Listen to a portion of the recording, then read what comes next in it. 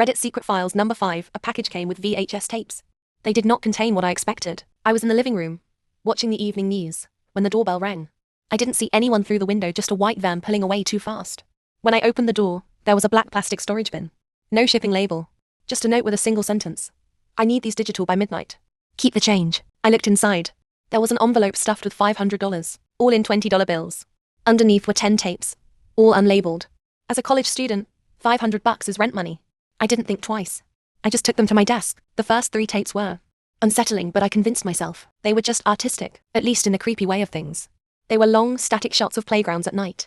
No kids, no movement, just the sound of wind hitting the microphone, and the heavy breathing of whoever was holding the camera. I figured it was some film student trying to be edgy. I set the software to auto capture and went away to make some coffee. When I came back to check the progress on tape 4, I spilled my coffee on my pants. The footage wasn't a playground anymore. It was a POV shot of a grocery store.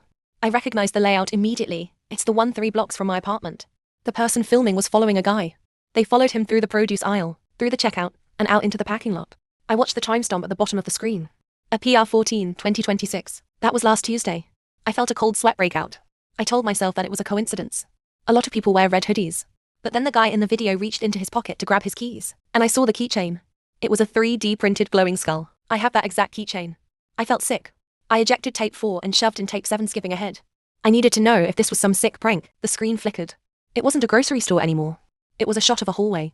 A very specific hallway with a dent in the drywall near the baseboard and a crooked picture frame of a lighthouse. It was my hallway. Right outside the room I'm sitting in, the camera moved slowly toward the door. My door. In the video, you can see light from under the crack. The person holding the camera reaches out, they're wearing a thin medical glove, and they just rest their palm against my door. The audio is silent, except for a faint rhythmic tapping. Tap, tap. I froze.